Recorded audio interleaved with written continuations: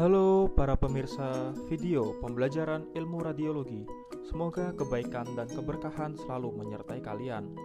Pada kesempatan kali ini akan dibahas suatu topik yang menarik, yakni tentang modalitas imaging di lingkup otolaryngologi atau yang umumnya kita kenal sebagai telinga, hidung, dan tenggorok.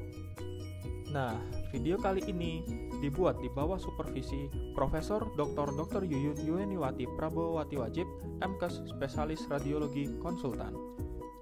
Siapkan kopi dan snack untuk menyimak video kali ini. Secara garis besar, terdapat 3 pilihan modalitas pemeriksaan imaging pada kasus penyakit di lingkup otolaryngologi, meliputi radiografi konvensional atau X-ray, computed tomography scan atau CT scan, dan magnetic resonance imaging atau MRI. Akan tetapi, pada kesempatan kali ini, mari kita fokuskan pada pilihan modalitas X-ray imaging. Di lingkup otolaryngologi, X-ray imaging terbagi menjadi 4 jenis view berdasarkan orientasi dan sudut kepala terhadap film. Yang pertama, ada Waters view, Caldwell view, Schuyler's view, dan Stanford view. Waters view. Nama lain dari foto Waters view yakni proyeksi occipitomental atau parietoacantial, yang merupakan radiografi posterior anterior pada skull dengan pasien sedikit menatap ke atas. Sinar X-ray menembak ke arah parietal kepala yang sudah mengadah dan bagian orbita sejajar dengan orbitometal line, sehingga membentuk sudut 45 derajat atau 37 derajat terhadap radiographic plate, seperti pada gambar skematik berikut ini, sehingga akan didapatkan foto radiologi seperti berikut ini.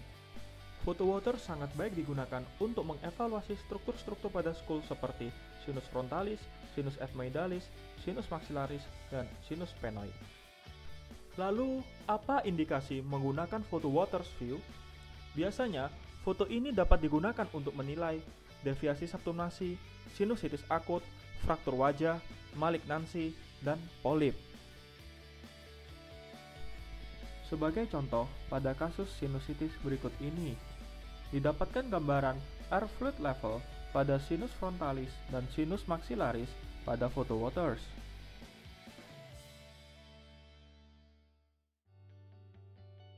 Selanjutnya, pada kasus orbital blowout fracture akan didapatkan teardrop sign pada foto Waters. Caldwell view.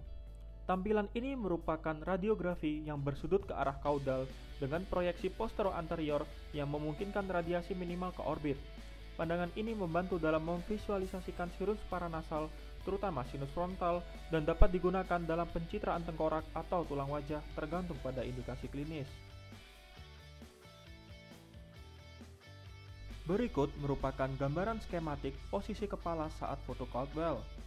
Singkatnya, glabella didekatkan ke film, lalu X-ray beam datang dari sudut 15 derajat terhadap garis imajiner orbitometal line, sehingga akan didapatkan foto radiografi seperti berikut ini. Lalu, indikasi dilakukan foto Caldwell seperti adanya osteomyelitis sekunder, Paget disease, kista sinus, malignansi, dan sinusitis.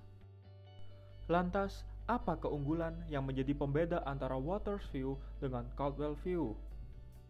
Jawabannya adalah Caldwell view lebih baik dalam menampilkan gambaran sinus ethmoid dan sinus frontalis, sedangkan Waters view lebih baik dalam menampilkan gambaran sinus maxillaris. Schuyler's view atau Rundstrom view merupakan view radiografi lateral dari skull yang biasanya digunakan untuk melihat sel mastoid. Selain itu, juga bisa digunakan untuk mengevaluasi dural plate, kanal auditori eksternal, dan labirin tulang. Posisi kepala untuk foto dengan teknik Schuyler, yakni bidang sagittal kepala sejajar dengan film X-ray, lalu central beam diproyeksikan 25-30 derajat terhadap cephalocaudal.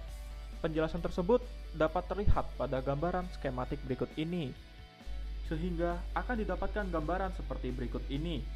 Lalu, struktur apa sajakah yang dievaluasi pada foto Schuyler view? Yang pertama ada mastoid air cells, lalu sinodural angle, cellular thickness, ada atau tidaknya cholesteatoma, external auditory canal, dan yang terakhir yakni temporomandibular joint.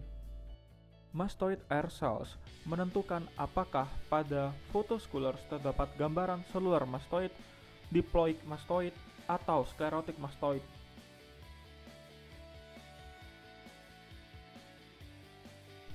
Sinodural angle atau Kitelis angle merupakan sudut yang terbentuk antara sinus plate dengan dural plate, tajam pada infantile mastoid, menumpul pada mastoiditis kronik.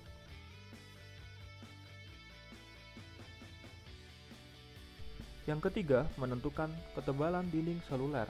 Normalnya, dinding seluler ditemukan tipis dan tidak ada penebalan. Cholesteatoma bersifat radiolucent ditandai dengan adanya erosi antrum mastoid karena adanya bone destruction seperti pada kasus malignansi. Umumnya photosolar view digunakan untuk membantu menegakkan kecurigaan adanya mastoiditis. Kita ambil contoh dari photosolar berikut ini. Mari kita deskripsikan. Foto tersebut merupakan radiografi solar sinistra dengan air cell mastoid ditemukan sklerotik dengan perselubungan, tidak ditemukan cholesteatoma, sinodural angle menumpul, temporomandibular joint normal, dan MAE normal. Kesimpulannya yakni mastoiditis kronik kiri. Stanford view. Stanford view merupakan proyeksi radiografi lateral yang sangat baik dalam menunjukkan tulang petrosa temporal, meatus akustik internal, dan labirin tulang. Stanford view biasanya digunakan untuk mengakses penempatan elektroda setelah penyisipan implan koklea, seperti integrity, positioning, dan depth of insertion the electrodes. Akan tetapi, Stanford view yang dimodifikasi telah menggantikan Stanford view yang biasa. Lantas, bagaimanakah posisi pasien selama pengambilan foto Stanford view? Yang pertama, sandaran kepala terletak di dahi, hidung, dan pipi. Selanjutnya, infraorbitomeatal line perpendikular terhadap detektor. Lalu, putar kepala pasien 45 derajat sehingga pipi sisi yang diinginkan dekat dengan detektor gambar. Dan, sinar datang dengan sudut 12 derajat. Lebih jelasnya dapat dilihat pada gambar berikut. Dan, akan dihasilkan foto seperti berikut ini. Stanford view menunjukkan gambaran petrous ridge, struktur seluler dari processus mastoideus, mastoid antrum, area dari cavitas timpani, bani labirin, kanal akustik internal, dan struktur seluler dari apex petrosa. Sekian video pembelajaran kali ini, semoga bermanfaat. Buka kelapa pakai batu, sampai jumpa di lain waktu.